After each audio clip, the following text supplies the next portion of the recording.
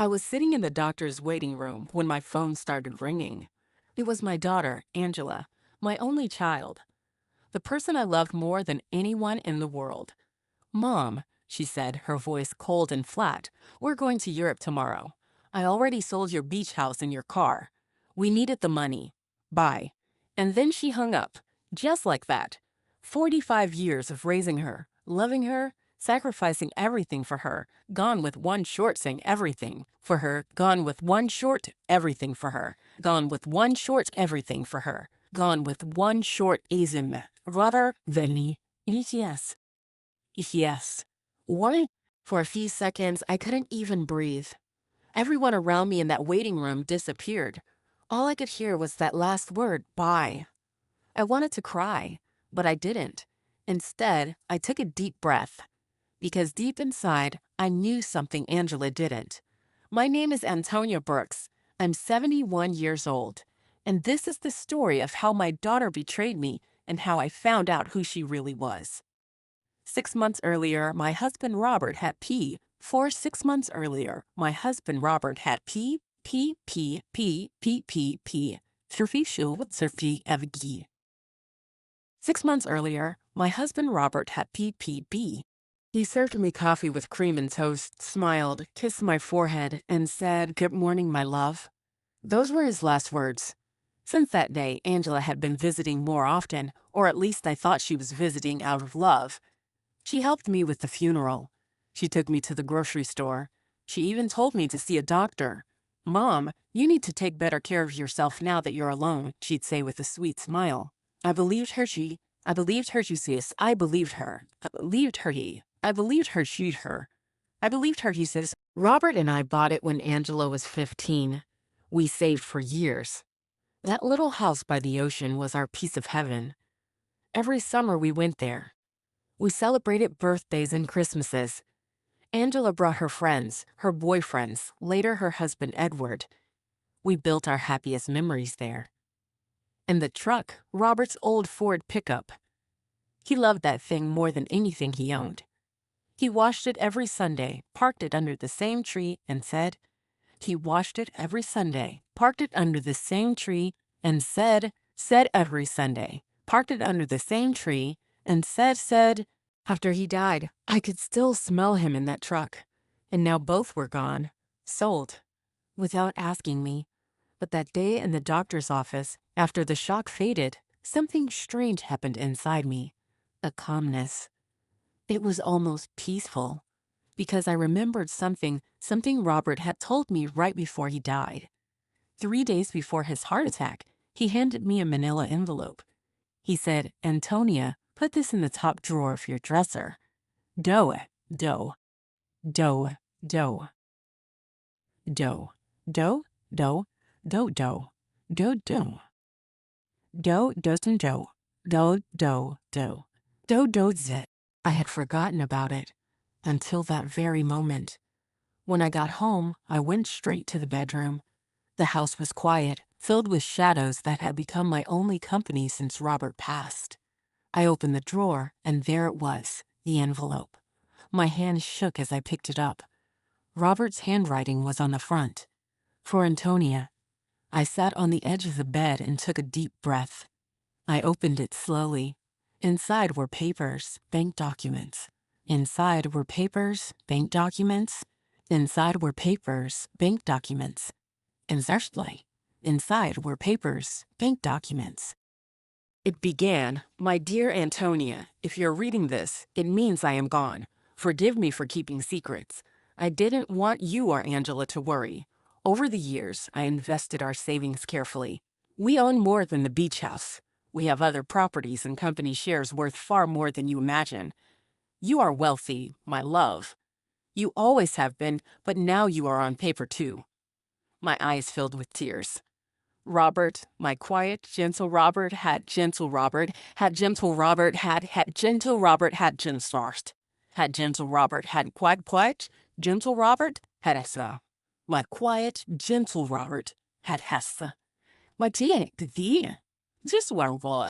He had bought properties, even the apartment building where Angela lived, and everything was in my name. Our daughter thought she had taken everything from me, but she had no idea that I now owned everything she had ever called hers. The next morning, Angela called again. Her voice was cheerful, too cheerful. "Mom, we already transferred your share of the money from the house and the car. You'll have enough to live for a few months." "My share?" I asked softly. "Livrel," I asked softly. "That's fair, right? We need the rest for Edward's business in Europe. It's an incredible opportunity. 30% of what was already mine. How generous." I smiled into the phone. "Oh, honey. I see. When do you leave?" "This afternoon." "Don't worry, Mom. When we're back, we'll help you find something smaller, something that fits your needs." Something that fits my needs. As if she knew what I needed. "Okay, Angela. Have a safe trip." "Thanks. Oh, boy. Have a safe trip." "Thanks, a safe trip." "Thanks. Ik heb afned." "Hekkies. Yes." And she hung up. This time I didn't cry. I laughed. For the first time in months, I truly laughed. The situation was so absurd. It was almost funny. Angela thought she'd left me with nothing, but she had no idea she just handed me everything, the power to change her life forever. The next morning, I called our old lawyer, Mr. Peterson. He had handled Robert's estate. "Mrs. Brooks," he said kindly, "how are you holding up?" "I'm fierce," he said kindly. "How are you holding up?" "I'm fast. I'm fierce. But I found some documents Robert left. I need you to look at them." "Of course. Come in tomorrow morning." That night, I barely slept. For the first time since Robert's death, I felt a spark of purpose. When I arrived at Mr. Peterson's office, he greeted me warmly, but as soon as he saw the papers, his smile disappeared. "Mrs. Brooks, this is extraordinary. You are the owner of several properties and a large investment company." "Yo, and what investment company?" "I thought so. Tell me, can my daughter sell anything legally?" He looked through the documents carefully. "No, only you can. Any sale she made is invalid." A slow smile spread across my face. "Then, Mr. Peterson, I need your help. I don't want Angela to know. Not yet." In the following weeks, Mr. Peterson worked quietly. He recovered the beach house. He stopped the fraudulent sale of the truck. He began the process to return all my assets. So, he began the process to return all my assets. Meanwhile, I played my role, the poor abandoned widow. Neighbors whispered. People pitied me. And I let them. Because while they saw a helpless old woman, I was planning my quiet revenge. Every morning, I walked to the same cafe where Robert and I used to go. I drank my coffee slowly and smiled to myself. People probably thought I was losing my mind. But no, I was finding it again. 3 weeks later, Mr. Peterson called. "Mrs. Brooks, the bee. Mrs. Brooks, the bee. Mrs. Brooks, the bee. The bee. Mrs. Brooks, the bee. And we've secured your ownership of the apartment building." "Excellent," I said. "Now I need one more thing." "What's that?" "Prepare an eviction notice for the tenants of apartment 7B. He paused. "That's your daughter's apartment." "I know." "Mrs. Brooks, are you sure you want to do this?" "Completely." She decided I didn't matter. Now she'll learn how important I really am. Not long after, my neighbor Aurora came running. "Edward is in big trouble with the bank. They say he used the apartment as collateral, but it's not in his name. He's vanished, and Angela's coming home." "Is that so?" I said, hiding a smile. "Yes." It seemed my daughter's perfect European dream had crumbled. That night I sat on the porch, watching the stars. Robert used to say the stars were souls watching over us. "Thank you, my love," I whispered. "Your plan is working." The next day, your plan is working. The next day, the next day. "Mrs. Brooks, your daughter arrived this morning. She's alone. Edward stayed in Europe. The eviction notice has been delivered." "Perfect," I said softly. I imagined Angela's face as she opened that letter, the confusion, the panic, the disbelief. She would think it was a mistake. But when she called to verify, she would find out the truth. And when that call came, I would be ready. The phone rang at 8 a.m. sharp. "Mom," Angela's voice trembled. "I got a letter saying I have to leave my apartment in 30 days. It's from some company called Robert Investments. Do you know anything about this?" I smiled. Robert Investments. How poetic. "No, honey. I've never heard of them. Are you sure it's real?" "I don't know, Mom. Edward left me. He ran off with another woman. I don't have anyone else. Can I come see you? Please." For a moment, I felt pit please. For a moment, I felt pit face. For a moment, I felt pit. This of that. "Of course, honey," I said softly. "Come home." When she arrived, her eyes were swollen, her clothes wrinkled. She looked nothing like the confident woman who once sold my house without asking. "Mom," she whispered, "I'm so sorry for everything." I poured her coffee the same way Robert used to for me. "Sit down, Angela. Tell me everything." She began to talk about Edward's betrayal, the debts, the lies. Each word was filled with regret. Each word was filled with regret. Each word was filled with regret. This was only the beginning, because I was about to teach my daughter the most valuable lesson of her life. And in that quiet kitchen, as Angela cried into her hands, I whispered in my heart, "Now the game begins." Angela didn't hear me whisper those words. She sat across from me at the kitchen table, her fingers tracing the rim of the coffee cup like a child lost in thought. Her eyes were red and swollen, her face pale. She looked fragile, almost like the little girl who used to run through our backyard chasing fireflies. But I wasn't fooled. I knew what she was capable of. She looked up. "Mom, I don't know what to do. Edward's gone. He took the money. He left me with nothing. I've lost everything." I leaned forward slowly. "Everything?" "Yes," she said, her voice trembling. "The apartment, the car, the business deals, it's all gone." I took a sip of my coffee and said softly, "Maybe you haven't lost everything yet." She frowned. "What do you mean?" I smiled faintly. "You still have me." Angela blinked, her lips trembling. For a moment, she looked like she might cry again. "Mom, I don't deserve your kindness. I betrayed you. I sold your things. I was so stupid." I didn't reply.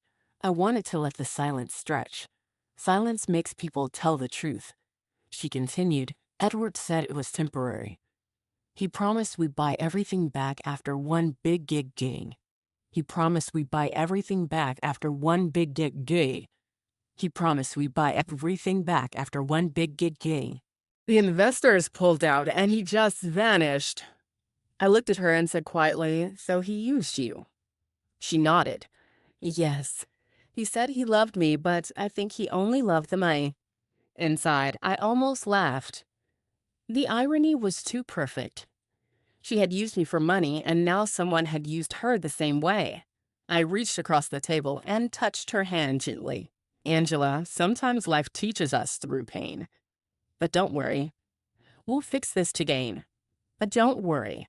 We'll fix this together to act like it one. We'll fix this together. Together. That oh, I'm here. Mine what I got. Take a to get out of the game." After everything I did, "Of course," I said.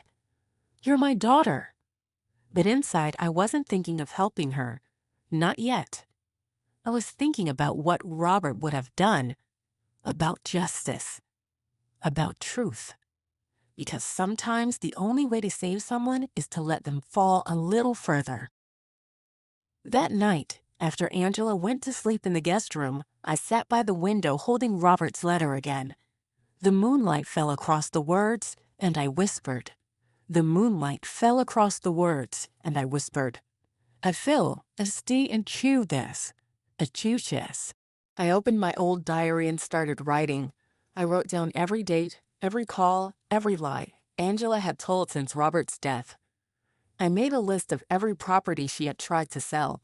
I wanted it all recorded, not out of anger, but out of order.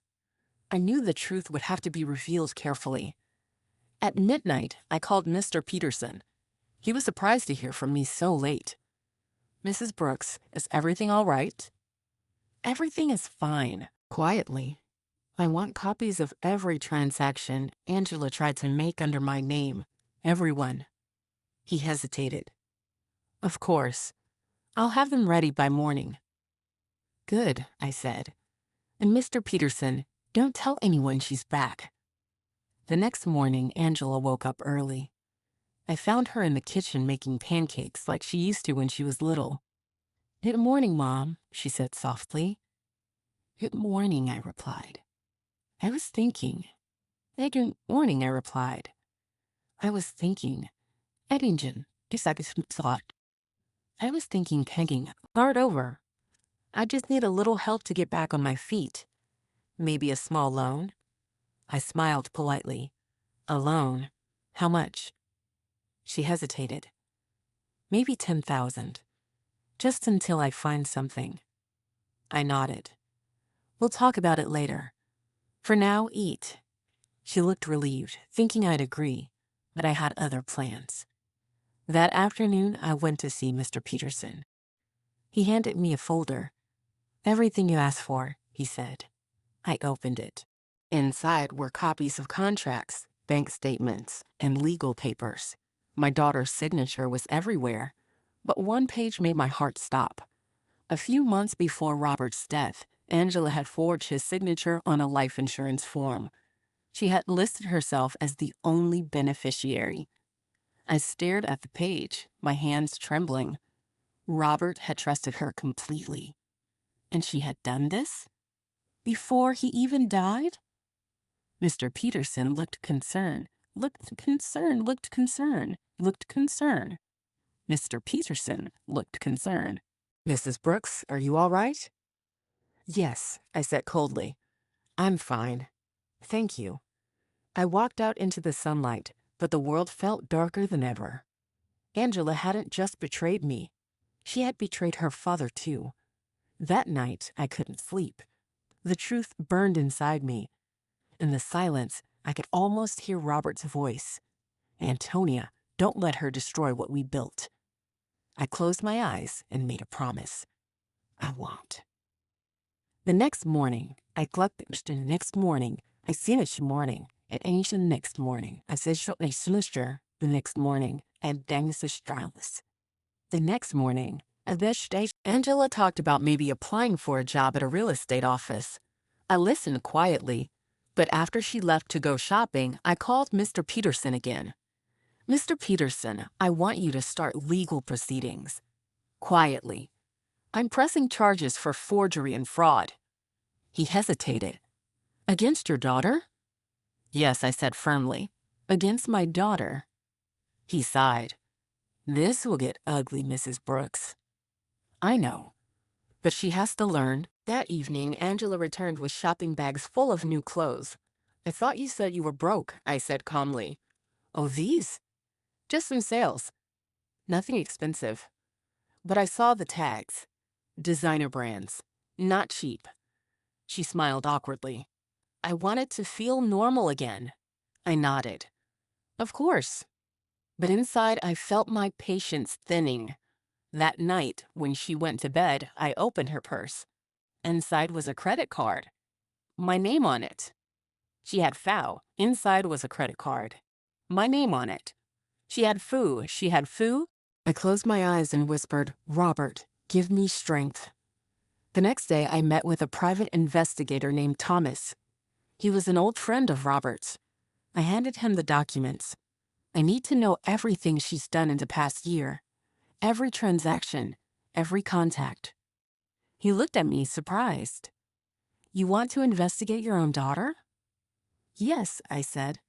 "I want the truth." "All right," he said. "Give me a few days." Give me a few days. Insist him. Give me a few days. She quickly hung up when she saw me. "Who was that?" I asked. "No one," she said too quickly. "Just a friend." I didn't press. I just smiled. Because when people lie, silence is your greatest weapon. 3 days later, Thomas called. Mrs. Brooks, we need to talk. In person. I met him at a small diner outside town. He slid a folder across the table. You were right. She's been contacting a man named David Miller. He's a known con artist, and he's David Miller. He's a known con art. He's a known con art. He's known con art. They've been planning to transfer your funds abroad. My chest tightened. So she's still doing it? Yes. And there's more. David is Edward's cousin. I froze. It was all connected. Angela's husband. His cousin. The fake deals. The sudden trip to Europe. It wasn't just betrayal. It was a plan. I whispered she was in on it from the beginning. Thomas nodded slowly. I'm afraid so. When I got home, Angela was sitting on the couch. Pre-bridging on the couch. Pre-bridging. And pre-brid sitting on the couch. Pre-bridge. How was your day, Mom? She asked casually. Interesting, I said, setting down my purse. I met someone today who knows Edward. She froze. What? Yes. He told me some interesting things about a man named David. Her face went pale. Mom, I can explain. I raised my hand. Not now. I need you to pack your things. What? Why? Because you're leaving my house tonight. Her eyes filled with tears. Mom, please, no more lies. No more lies filled with tears. Mom, please, no more lie. The fake insurance. The money transfers. I know it all. She shook her head. It's not what you think. Then what is it? I shouted. For the first time, she saw my anger. Years of patience broke in one instant. She fell to her knees. I didn't mean to hurt you. Edward said it was just paperwork. I didn't know he'd actually use it. I stared down at her. You knew enough to sign your father's name. Her sobs filled the room. But I didn't. Her sobs filled the room. But I didn't. Her sobs filled the room. But I didn't eat you. She should be. That night, after she left, I sat alone in the dark. The house felt quiet again. Part of me felt guilty. She was still my daughter, but the other part, the part Robert would have been proud of, felt relief. Justice had begun, but the story wasn't over. 2 weeks later, a letter arrived in the mail. No return address, just my name in shaky handwriting.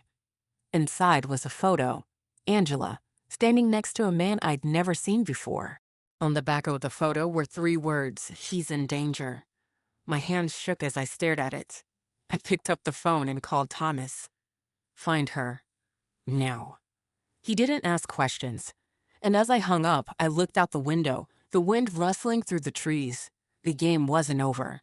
It had only changed. Because this time, I wasn't playing for revenge. I was playing for my daughter's life. The photo lay on the table, the ink from those 3 words bleeding ice and oat. The photo lay on the table, the ink from those 3 words bleeding ice and. She saw it. Photo was pleasant so. The slash doesn't. Putting us again. I couldn't stop staring at it. The man beside Angela looked rough, unshaven, maybe in his 30s. He had one of those faces that hides secrets in the eyes. I felt cold. My hands were trembling. For years I had known betrayal, anger, loss, but fear? Real fear? That was something new. I dialed Thomas's number again. He answered on the first ring. Mrs. Brooks? Thomas, I got a letter. Someone says Angela's in danger. There's a picture at Angela's. There's a picture as Angela's. There's a picture of Angela. There's a picture, Angelbert. He didn't hesitate. Don't touch the envelope again. I'll be there in 20 minutes. I stood at the window watching the road. The night outside felt heavy. When his car pulled up, I met him at the porch with a letter in my hand. He slipped on gloves and took it carefully. You didn't open anything else? No. He studied the photo under the porch light. The man's name is Jake Miller, David Miller's younger brother. Small-time criminal, sometimes menswear. Small-time criminal, sometimes minute-mend. Mole, if he's with your daughter, this isn't good. My voice broke. So she really might be in danger? Thomas nodded. Yes. And if Jake's involved, it could get violent. I closed my eyes and took a deep breath. Find her, Thomas. Please. I don't care what it costs. He nodded once. I'll find her. 2 days passed. Each hour felt like a year. I tried calling Angela, but her phone went straight to voicemail. I left messages, calm ones at first, calm ones at first, calm ones at first, calm ones at first, calm ones at first, this. On the third morning, Thomas called. His voice was low and tense. We've got a lead. She used her credit card at a motel on the outskirts of the city, room 18, the same night the photo was taken. Is she still there? No. The clerk said she left around midnight with the man, headed north, maybe toward the state line. Did she look scared? He hesitated. The clerk said she looked nervous, like someone running from something. My stomach tight to look nervous like someone running from something. My stomach tight. My stomach tight. Let's apart. My stomach ties apart to buy. My stomach tie. That's what we're going to find out. That afternoon, I sat in my husband's old study. Robert's watch was still on the desk, frozen at 8:15, the time his heart stopped. I whispered to it, Robert, I don't know what's happening anymore, but she's still our daughter. As if in answer, the wind outside rattled the window once, then went still. I looked at the photo again. Something about it kept bothering me. Not just the man, but the bache. Not just the man, but the bash. There was a sign behind them, half visible, Pier 9 Warehouse. I picked up the phone and called Thomas back. Look at the picture again. There's a sign. Pier 9 Warehouse. Could that mean something? He paused. Good catch. There's an old shipping warehouse with that name down by the river. It's been empty for years, but sometimes used for illegal deals. Then that's where we start. That night, we drove together to the riverfront. The city lights faded behind us, replaced by fog and silence. The air smelled of rust and water. Thomas parked a block away. Stay here, he said, but I shook my head. She's my daughter. I'm coming. He looked at me, saw the determination in my face, and gave a reluctant nod. Stay behind me then. We moved through the darkness, our footsteps echoing softly, our footsteps echoing softly, our footsteps echoing softly, The warehouse loomed ahead, huge broken windows like dark eyes staring at us. A light flickered inside. Thomas raised his hand. Someone's in there. We crept closer, and through the cracked door we saw two people, Angela and Jake. She looked terrified. Her hands were shaking as she held a small suitcase. Jake stood too close, waving a phone in her face. I could barely hear their words, but I caught fragments. Money. She knows everything. We choose everything. We choose everything. We choose everything. I swallowed hard. We need to get her out. He nodded and reached for his phone. I'll call the police. But before he could dial, a loud bang echoed through the warehouse. Jake slammed his fist into the wall, shouting, You said the money was easy. You lied to me, Angie. Angela cried, I swear, I didn't. My mom took it all back. I don't have anything. Jake grabbed her arm. Then she'll pay instead. Something inside me snapped. I stepped forward before. The sound of my voice froze them both. Angela's eyes went wide. Mom. Jake turned slowly, his face twisting into a grin. Well, look who it is. Thomas rushed past me, his gun drawn. Step away from her. Jake hesitated for a split second, then pushed Angela hard and ran toward the back door. Thomas chased after him. I rushed to Angela's side. Are you all right? She was crying. Mom, I didn't mean for any of this to happen. Mom, I just see. Mom, I just mean for any of this to happen. Oh gee. He said he could help me get the money back. I held her face in my hands. We'll talk later. We need to go.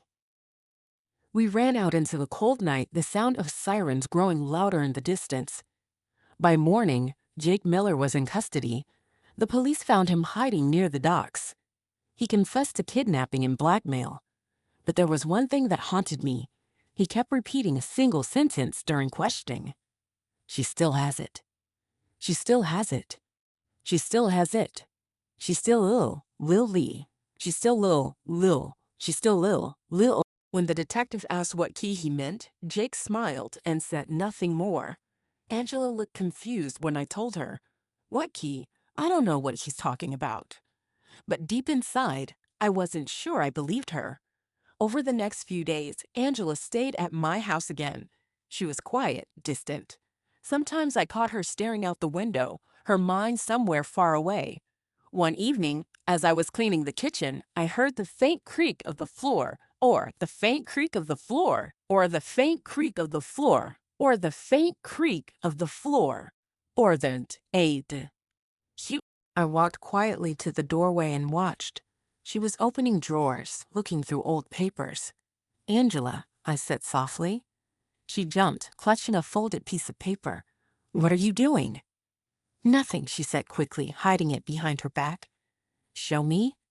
She hesitated, then slowly handed it to me. It was an old photo, Robert standing beside a safe deposit box at the bank. On the back, in Robert's handwriting, were the words. "Hush, work, with a beat, right, Stuane." She doubting. Angela's eyes filled with tears. "Mom, I didn't know he had this. I just wanted to understand what's going on." I studied her face. She looked sincere, but I'd seen those eyes lie before. Still, I nodded. "It's okay. We'll go to the bank tomorrow." The next morning, we met Mr. Peterson there. The clerk recognized Robert's signature and led us to a small private room. Inside was a large metal box, dusty but sealed. The clerk left, and Mr. Peterson used the key Robert had left me years ago.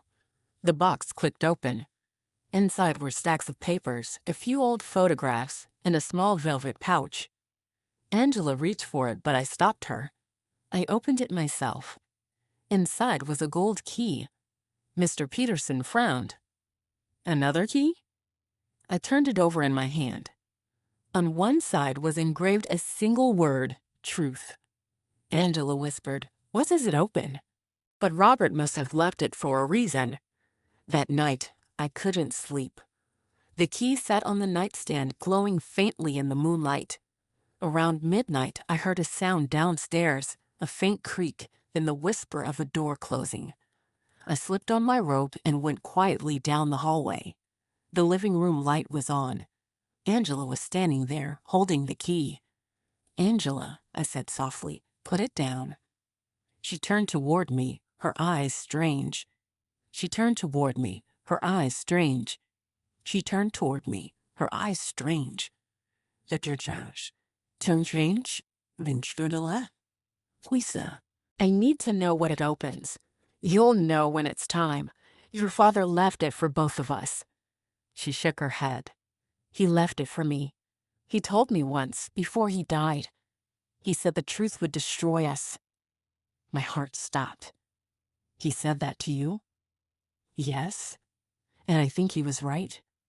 Before I could move, she ran out the door into the night. "I called Thomas." He answered groggily. "What's wrong?" "She's gone. She took the key. Stay inside. I'll track he." She took the key. "Stay inside. I'll track he. I'll track he. I'll track he's." She's at the old family cottage, the one near the cliffs. The same place where Robert and I had spent our honeymoon. The same place he'd built with his own hands. I drove through the darkness, the road twisting along the cliffs like a black ribbon. Rain began to fall, making the windshield shimmer. When I reached the cottage, the lights were on. I stepped inside quietly. Angela was standing in the living room, dripping wet, the gold key in her hand. Angela was standing in the living room, dripping wet, the gold key in her hand. Angel, it opened something here, Mom. I can feel it. She walked toward the fireplace and ran her fingers along the stones. Then, with a sudden push, one of the bricks shifted. Behind it was a small metal lockbox. She looked back at me. He hid it here. My heart pounded. Don't open it, Angela. Please. She ignored me and slid the key in. The lock clicked.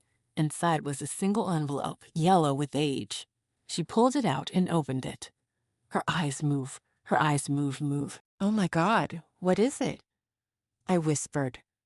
Her hands were shaking. Mom, Robert wasn't just my father. I froze. What do you mean?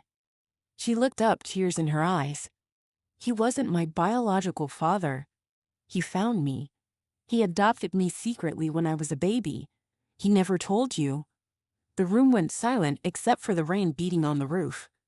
I sank into a chair. No, that can't be true. Angela handed me the paper. Robert's hand handed me the paper.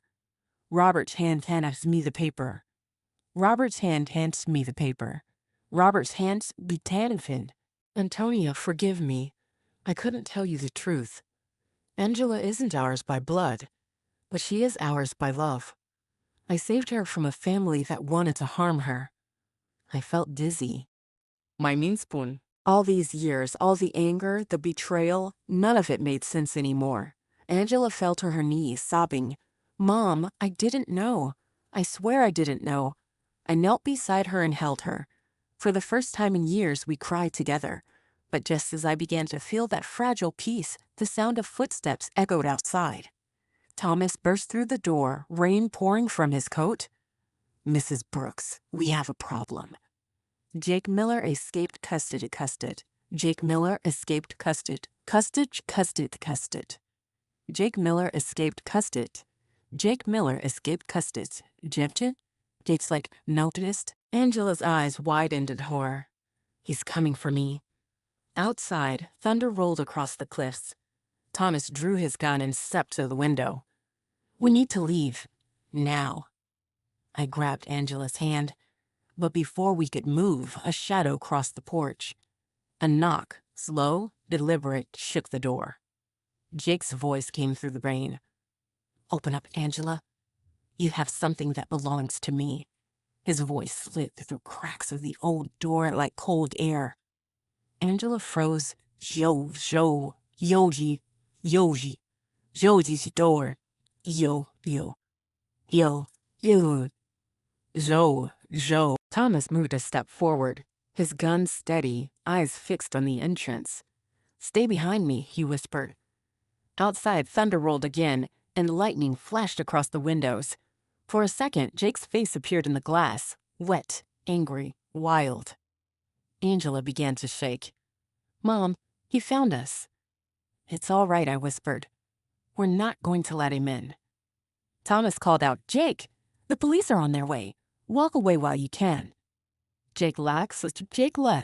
Jake Les, walk away while you can. Jake Les, oh, I don't think so.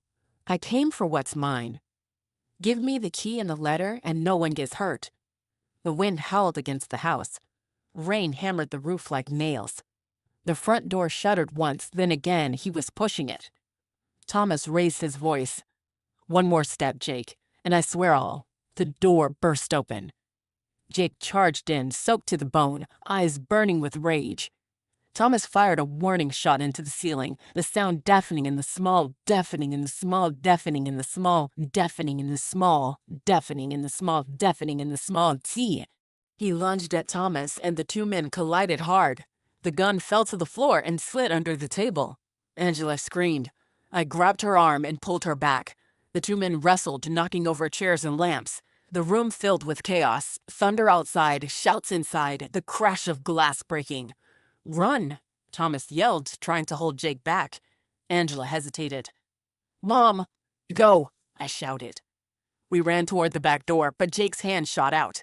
We ran toward the back door, but Jake's hand shot out. You're out. We ran toward the back door, but Jake's hand shot out. Yazari, Tijon Angela, he cried out, struggling to break free. Give me the key, he yelled. Where is it? I don't have it, she screamed. I looked down. The golden key was still on the floor near the fireplace, glinting in the light. I lunged for it. Jake saw me and pushed Angela away, turning toward me. His face twisted with fury. You're the reason he's dead. What are you talking about? I gasped. He moved closer, the veins in his neck bulging. Robert, the veins in his neck bulging. Robert. Because of him, David went to prison. My breath caught. Robert. He did. Jake roared. He exposed David's company for fraud. Destroyed our family. I swore I'd make him pay. But then he died and you had everything. So I took his daughter instead. Angela's voice cracked. I didn't know any of that. Jake's eyes darted between us. You both will pay for his sins. He stepped forward again. I held up the key. Is this what he? I held up the key. Is this what he? Give it to me. No, I said. Not until you tell me what it opens. His mouth curved into a cruel smile. You really don't know? That key opens the safe in his office. The one with the files that sent my brother away. But that's not all. It also holds the evidence of what Robert did to protect himself. Protect himself? Ask your husband's ghost, Jake spat. He wasn't the hero you think. The words hit me like a slap. The words hit me like a slap. The words hit me like a slap. The words hit me like a slap. You. The words hit me like a slap. Bell, was the key? No, I whispered. Jake laughed again. You'll see. Give me the key, and maybe I'll let you live long enough to read the truth. Before I could answer, Thomas lunged from behind and tackled him to the ground. The two struggled again, rolling across the floor. The gun slid back into sight. Angela grabbed it. Her hand shook so hard she could barely hold it. Angela, no! I shouted. But Jake turned toward her, snarling. You won't do it, princess. You got your daddy's wheat, princess. You've got your daddy's wheat. He wasn't my father, she whispered. Then she fired. The sound exploded through the room. Jake fell backward, a look of shock frozen on his face. He hit the floor hard. The key rolled from my hand and stopped beside him. For a moment, no one moved. The rain outside softened, like even the storm was holding its breath. Angela dropped the gun and fell to her knees, sobbing. Mom, I didn't mean to. I just wanted to stop him. Thomas checked Jake. Thomas checked Jake. Thomas checked Jake. Jake's to tame. Check Jake. Thomas checked Jake to Z. I pulled Angela into my arms. It's over, I whispered. It's finally over. But even as I said it, I knew it wasn't true, because Jake's words echoed in my mind. He wasn't the hero you think. The police came soon after. They asked questions, took statements, and left with the body. They said it looked like self-defense and that the storm had washed away most of the footprints. By dawn, the house was quiet again. Angela sat on the couch again. Angela sat on the couch. Angela sat on the couch. Angela sat on the couch. He said Dad ruined his brother's life. Do you think it's true? I didn't answer right away. I looked at the key on the table, the same key Robert had left behind, the same one that had brought all this chaos. I don't know, I said softly, but we'll find out. 2 days later, we went back to the city. Thomas met us at Robert's old office, the small building downtown he had used for his investments. It felt strange walking through the door. Evie. Eve, Eve, Eve, Eve, Eve, Eve, Eve, Eve, Eve, Eve, Eve, Eve, Eve, Eve, Eve, Eve, Eve. His books, his desk, his framed photo of me and Angela. The safe was in the corner, old and gray, with a single keyhole that matched the shape of the golden key. My hands trembled as I turned it. The lock clicked. Inside were stacks of papers, photos, and one black leather notebook. On the cover, Robert's initials were embossed in gold. Angela and I looked at each other. I opened it slowly. The first few pages were normal. Notes about Papa, notes about Propa, notes about Propa, notes about Propa, notes about Propa. And below over, notes about Papa.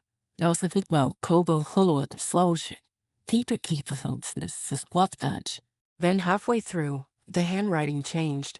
The lines became shaky, uneven. I began to read aloud. To whoever finds this, if the truth must come out, let it. I did what I had to do to protect my family. David Miller was stealing from our company. He threatened to expose me for something I didn't do, the death of his partner. I went to the police. I told them everything, but I kept one secret, Angela's real parents. Angela Lean's Angela's real parents. Angela Lean. Angela leaned and keep reading. They were dangerous people. The Millers were involved with them. That's why I took her.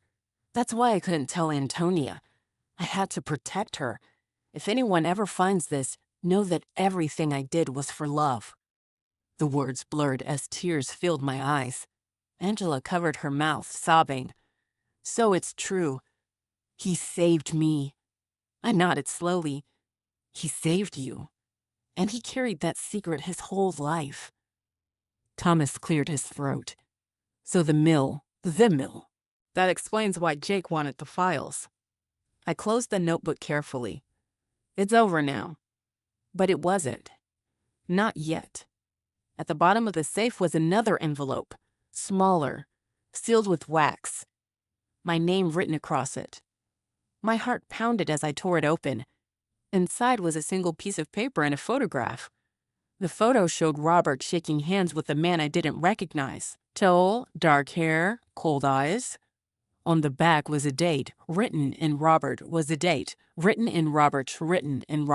letter read, Antonia, if you ever see this, it means my past has found you. The man in this photo is not who he seems. If he comes for you, trust no one, not even those closest to you. The truth is deeper than you think. I looked up, my hands shaking. Thomas, who is this man? He studied the photo and frowned. I've seen him before. His name's Victor Hale. He runs a private security firm.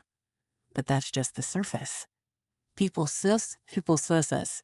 People seal, so surface. People su, feeble, so surface. People so's this. People so, silvis, dipusulas. People sue it. Angela's eyes widened.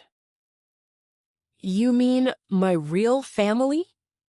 Yes, Thomas said quietly. He might have been the one who tried to stop Robert from taking you.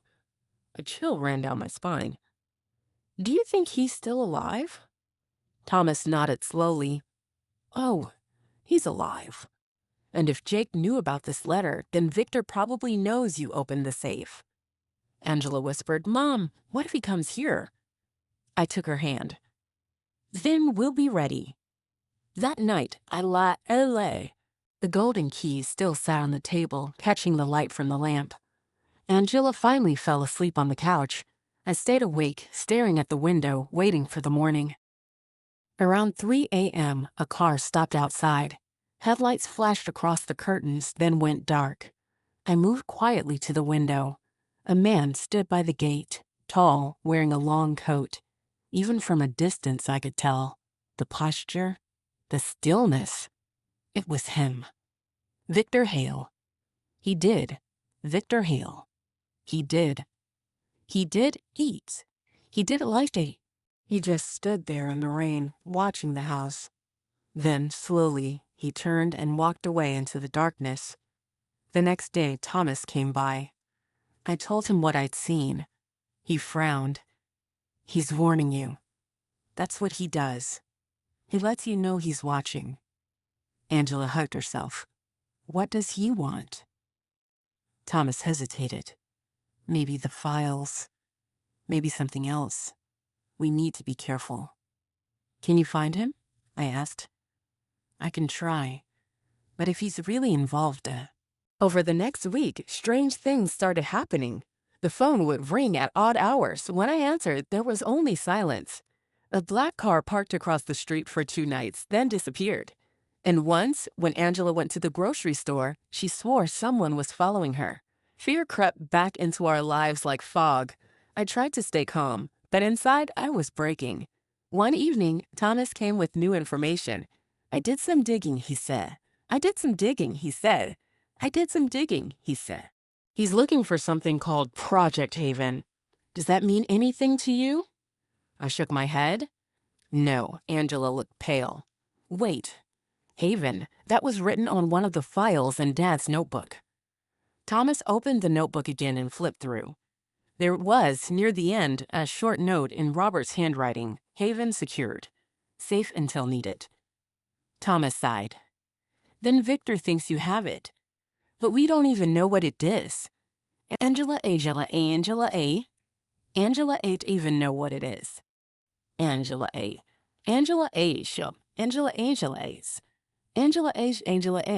Then we'd better find out before he does. That night, after Thomas left, I sat by the fireplace, staring into the flames. Robert's voice echoed in my mind. Everything I did was for love. Maybe love had started this, but now it felt like love might destroy everything left. I turned to Angela. She was half asleep in the armchair. We'll get through this, I whispered. She murmured something in her sleep. One word, Haven. Morning came grabbucken grabbus. Morning came grabbatoffen.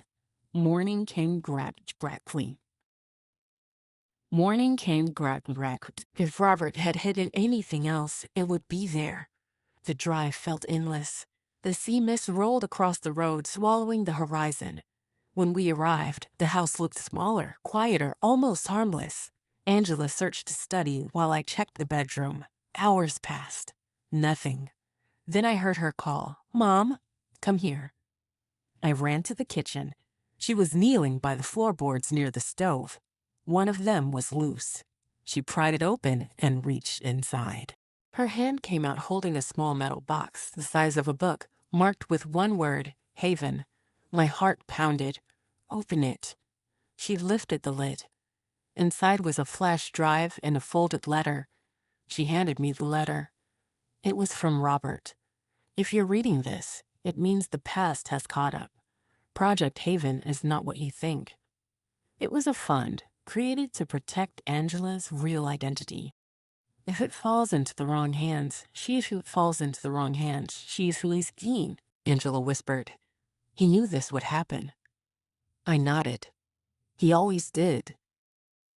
We turned the flash drive over in our hands, uncertain. Suddenly, outside, a car engine roared. We froze. Angela looked out the window. A black SUV was parked by the gate. Victor Hale stepped out. He looked older than in the photo, but his eyes were the same, cold, sharp, certain. I whispered, hide the drive. Angela slipped it into her pocket. Victor knocked on. Angela slipped it into her pocket. Victor knocked on Chichina. You're wasting your time. We know who you are. He smiled faintly. Then you know I'm not here for you, Mrs. Brooks. I'm here for her. Angela stepped beside me. Why? What do you want from me? Answers, he said quietly. And what your father stole. He didn't steal anything. Victor sighed. You believe that because he wanted you to. But your real family, they built Haven. He took it from them. And because of that, people died. Lies. He lies. Lies is like lies is lies. Lies, people die. Believe what you want, but the truth is written in that drive. He turned to leave, then paused. Be careful who you trust, Antonia. There's more to this than you know. Then he walked back to his car and drove away. The sound of his tires faded into the mist, leaving only silence. Angela looked at me, shaking. Mom, what if he's right? I looked the flash drive in her hand. Then we'll find out together. I took a deep breath. But no, mate, I took a deep breath. But no matter, I took a deep breath. But no matter, but no matter.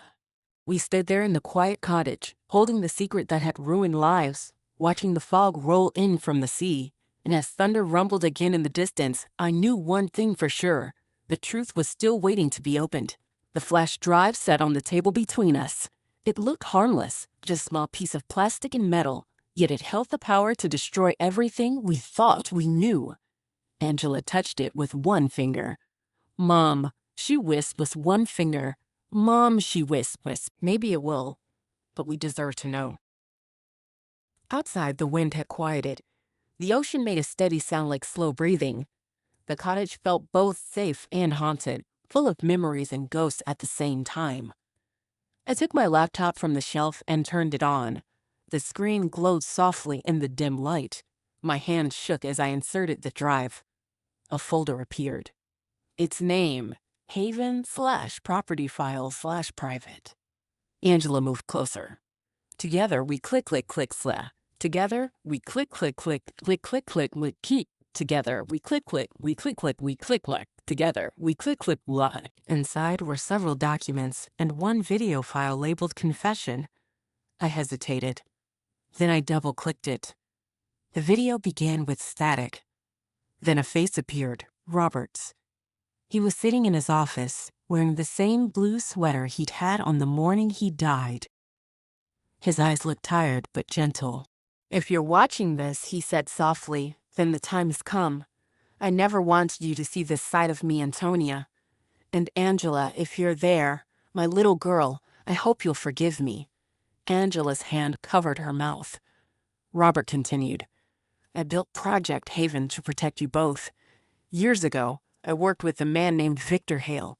He was supposed to help me recover stolen company money. But I discovered he was part of something. He was part of something's trouble. He was part of something. He was part of something. He was part of something. Who was part of something said. He was part of something. He was part of something.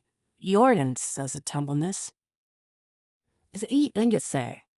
Eat the leads. The Millers were laundering money through a fake charity, and Angela's biological parents were involved. When I tried to expose them, they threatened to take her back. I couldn't allow that. He paused, breathing heavily. So I took her. I hid her. I changed her name. I built Haven, a secret fund, to keep her safe forever. I told myself it was justice. But it was also guilt. Because in the process, people got hurt. David Miller went to Persis. People got hurt. David Miller went to Persis. People got hurt. David Miller went to Persis. He looked straight into the camera. "Antonia, I lied to you because I was afraid. Afraid you'd hate me. Afraid you'd think I stole a child. But I didn't. I saved her. She was born into danger. And that danger isn't gone yet. If you found this, then Victor is still looking. Don't trust him. Don't trust anyone connected to the Millers. Keep Haven safe. It belongs to Angela and no one else." The video ended. For a long moment, we said "do owned it." For a long moment, we said "do." For a long moment, we said "don't keep into you." The only sound was the soft hum of the laptop. Angela wiped her eyes. "He saved me, Mom. All those years. He really did." I nodded, tears blurring my sight. "He loved you more than his own life." She leaned her head on my shoulder. And I didn't see it until it was too late. I closed the laptop slowly. It's not too late. He wanted you to live free. That's what we'll do. The next morning, Thomas arrived. His face was drawn and tired, but his face was drawn and tired, but met and tired, but his face was drawn and tired. But hui. You found out what was on the drive? Yes, I said quietly. Robert told us everything. He sighed. I hope that's what it was. The police found Victor Hale's car near the pier. He's gone. Vanished again. But I don't think he'll be back. Angela looked toward the window, where the sea met the fog. So it's over? Thomas gave a slow nod. For now. He handed me a small envelope. I thought you'd want this. It's Robert's official statement from official statement from. It's Robert's official statement from. He was telling the truth all along. I opened the envelope. Inside was a faded document with Robert's signature at the bottom. Tears filled my eyes again. He carried this weight for so long, I whispered. Thomas put a hand on my shoulder.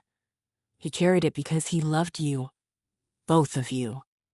Days passed quietly after that. The police closed the case. The storm cleared. Life began to breathe again. Angela and I decided to stay at the cottage for a while.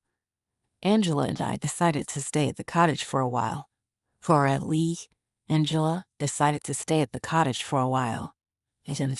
We needed peace, the kind that comes only after chaos has burned everything else away. Every morning, we walked along the shore. The air smelled of salt and new beginnings. Sometimes Angela would stop and stare at the waves. He built all this for love, she'd say softly. And I'd nod, because that was the truth. One afternoon, a letter arrived. No stamp, no return address, just my name written in neat handwriting. My heart skipped. I opened it carefully. Mrs. Brooks, the truth always costs something. Robert understood that. So do I. Haven is safe now. But remember, the people who wanted it are still out there. If you ever need help, look for the name Eleanor Kane. She owes Robert her life. V. I read it twice, then handed it to Thomas the next day. He frowned. So Hale isn't finished. But maybe he's not an enemy anymore. Maybe, I said. Or maybe this is his way of Balan. Maybe this is his way of Balin. Or maybe this is his way of Balin. Or maybe this is his way of Balin. Lund. His want. His point. Seenloin. He'd meet. He could have done worse. I'll keep an eye out for this Eleanor Kane just in case. Weeks turned into months. Angela got a small job at the local library. She liked the quiet, the smell of books, the feeling of peace. Sometimes, when the wind blew in from the sea, I could almost hear Robert's laugh outside the window. I'd close my eyes and imagine him there, standing by the porch with that soft smile. You did it, Antonia. I could almost hear him sneer. I could almost hear him. You did it, Antonia. I could almost hear him. Together. One evening, as the sun sank low and painted the sky gold, Angela came in holding a box. What's this? I asked. I was cleaning the attic, she said, smiling. Look what I found. It was Robert's old camera, the one he used to take family photos. Inside was a roll of undeveloped film. We took it to town the next day and had it printed. When the pictures came back, my heart caught in my throat. They were from years ago. In one, Robert was holding Angela as a baby, both of them laughing. But there was another photo I had never seen. Robert standing in front of the sea, looking straight into the camera. Behind him, carved faintly into the wooden fence, were the words, "Love is the only truth worth keeping." Angela touched the photo gently. He knew, Mom. He always knew. I smiled through tears. Yes, he did. That night, we lit a small candle by the way. It flickered softly in the dark, like a heartbeat. Angela sat beside me. Do you ever think about what might have happened if he'd told us everything? Sometimes, I said. But maybe we wouldn't have believed him. Maybe we needed to learn the truth in our own time. She nodded slowly. I wish I could tell him I'm sorry. You just did, I whispered. We sat in silence, the candlelight dancing across the walls. Outside, the waves rolled in. One side, the waves rolled in. Ones rolled in. One as it goes. One gen. For the first time in years, I felt peace. A week later, Thomas called. Antonia, you might want to know, they reopened David Miller's old case. Turns out there was evidence missing. Looks like Robert really was framed for part of it. The people responsible are finally being questioned. I smiled. Justice takes its time, doesn't it? He chuckled. Always does. How are you holding up? We're fine, I said. We're finally fine. Months lay, we're finally fine. Months lay. Flowers bloomed around the porch. The ocean was softer, friendlier somehow. Angela stood outside one morning, holding a small envelope. What's that? I asked. It's a letter of forgiveness, she said. For Dad. For myself. For everything.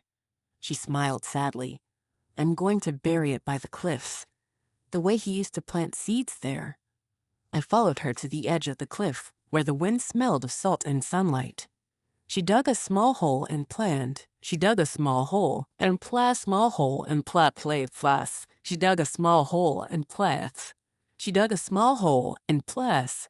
When she was done, she looked at me. Do you think he'll hear it? I smiled. He already has. That night, as I sat by the window, I thought about everything that had happened. The lies, the danger, the love that had survived it all. Sometimes I still wondered who Angela might have been if Robert hadn't found her. But then I'd look at her, strong, gentle, brave, and I'd know the answer. She was exactly who she was meant to be. One evening, we revere. One evening, we revere. It came from a distant city, no name on the return address. Inside was a single photograph. It showed a small grave in an overgrown garden. The name carved into the stone was Eleanor Kane. Beneath it, someone had written, "Debt repaid. Rest now." Angela looked at me, confused. Who sent this? I folded the paper carefully. Someone who wanted to close a chapter. We burned the letter that night. The ashes drifted out the window and vanished. The next morning, I woke to sunlight streaming across the room. The house smelled of coffee and sea air. Angela was humming softly in the kitchen. For the first time in a long while, I realized we weren't surviving anymore. We were living. I stepped outside and looked toward the horizon. The sea glittered, endless and bright. Robert's words came back to me like a whisper carried by the wind. Love is the only truth worth keeping. I smiled and whispered back. I smiled and whispered back. I smiled and whispered back. And Gilles? Years later, people in town would sometimes ask about the stories they'd heard, the mystery of the Brooks family, the whispers of a secret fortune, the rumors about Project Haven. I always gave the same answer. It wasn't about money, I'd say. It was about love.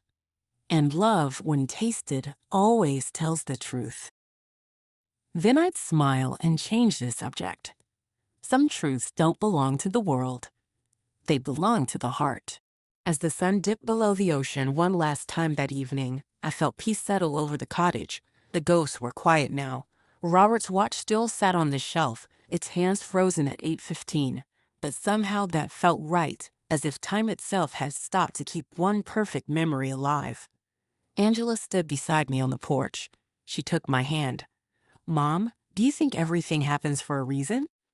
I looked at her and smiled. I think everything, dear, and smiled. I think everything, dear. The wind lifted, carrying our laughter out over the cliffs. And for a moment, just a brief, shining moment, I could swear I heard Robert laughing with us. And that was the end of Antonia and Angela's story. A story about love, loss, truth, and the power of forgiveness. Sometimes the biggest secrets are not meant to destroy us, but to show us who we really are. If this story touched your heart, take a moment to let me know in the comments. To let me know in the comments.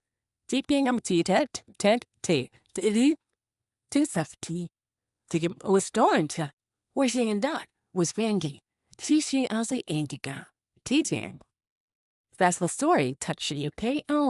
Take a moment. And if you enjoyed this journey, don't forget to like this video, subscribe to the channel, and turn on the notification bell so you never miss the next story that might just stay in your heart forever. Thank you for watching, and remember, love is always the only truth worth keeping.